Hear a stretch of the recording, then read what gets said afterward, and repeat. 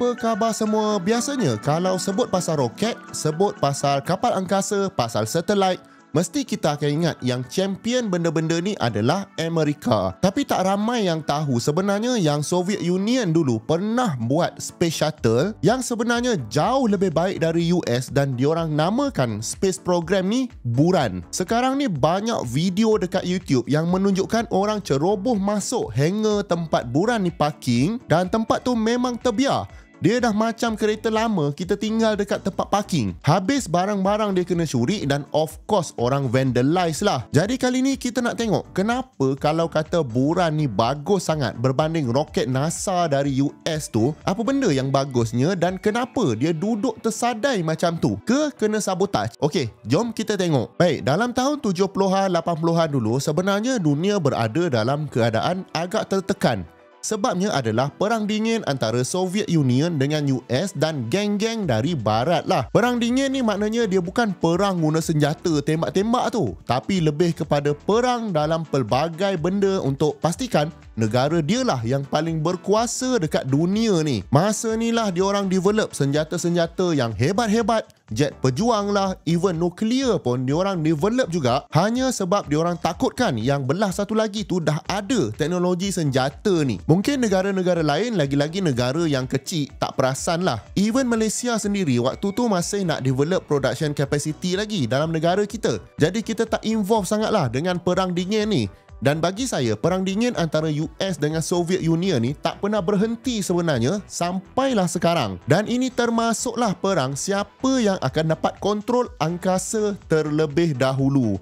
Jadi bila NASA announce yang diorang nak buat Space Shuttle program, maka panik jugalah Soviet Union masa tu. Space Shuttle ni maknanya dia macam kapal terbang yang mana masa naik tu dia guna roket untuk carry dia naik atas. Lepas tu dia buatlah kerja apa nak dia buat dekat atas sana, nak hantar satelit ke, nak repair benda-benda ke, atau even nak buat space station ke. Lepas tu shuttle ni boleh balik semula ke bumi, landing macam kapal terbang biasa dan tak lama lepas tu boleh naik balik ke angkasa. Jadi dari segi space transportation, memang Space Shuttle jauh lebih baik lah dari setakat launch roket ke angkasa untuk hantar barang dan lepas tu roket tu tak boleh guna dah. Of course sekarang ni SpaceX yang Elon Musk buat tu dah ada penyelesaian yang lagi bagus. Tapi pada zaman 70-an ni Space Shuttle tu kira benda yang sangat hebat lah. Tapi bila US kata Space Shuttle ni boleh digunakan semula banyak kali, kos pun jadi rendah, Soviet Union mula rasa macam US ni ada sorokkan something lah. Kenapa tiba-tiba dia nak buat Space Shuttle ni kan? Sebelum ni okey je guna roket dan nak buat Space Shuttle tu pun kena belanja bilion-bilion juga. Tak adalah murah pun.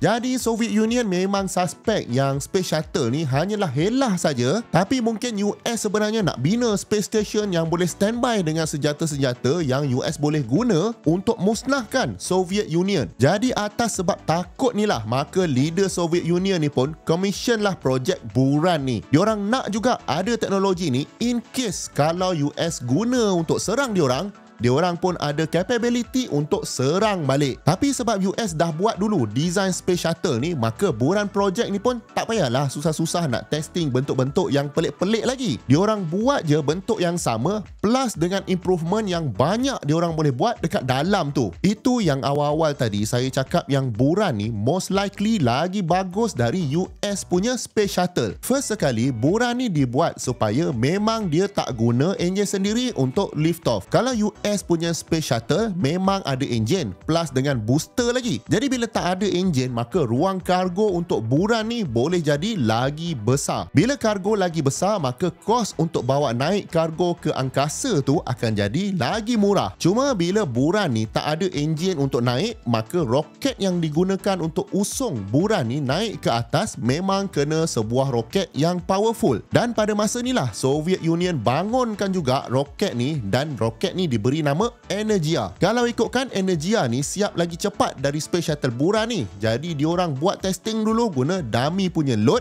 sementara tunggu Buran tu siap. Dan kesemua benda yang diorang buat ni dibuat secara rahsia tau.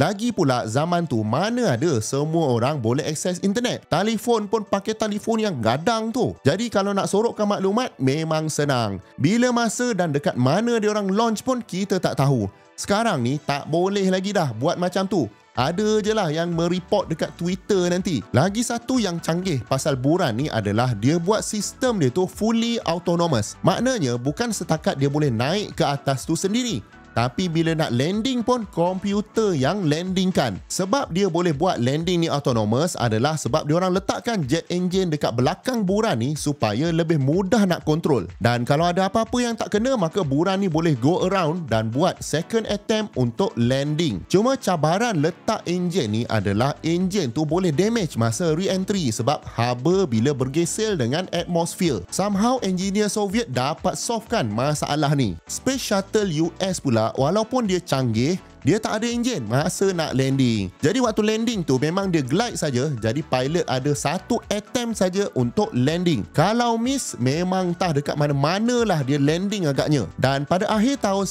1988, Buran ni pun berjaya membuat penerbangan pertama dia dan dia berjaya orbit bumi ni sebanyak 2 kali. Paling penting, dia juga berjaya landing secara automatik dan diorang memang broadcast benda ni di seluruh dunia. Barulah US tahu yang Soviet tengah buat Space Shuttle selama ni. Cumanya bila Soviet Union ni bubar dalam tahun 91 macam tu, maka funding untuk Buran program ni pun terputus. Yelah, dah ada negara baru, pemerintahan baru, prioriti pun dah berubah. Lagipun diorang dah sure masa tu yang Space Shuttle yang US buat ni, diorang bukan gunakan untuk pasang senjata.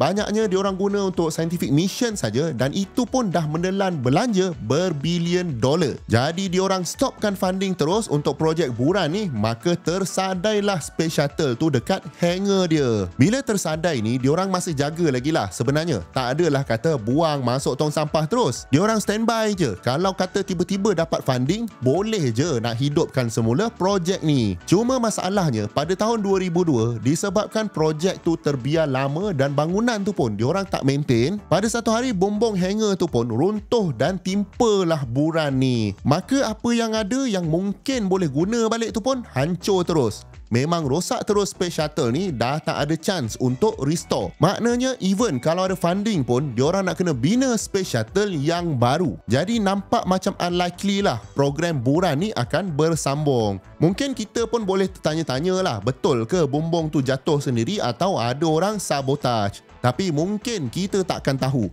Dan lepas tu, sekarang ni agaknya security pun tak ada. Tempat ni jadi tempat budak-budak buat konten je lah.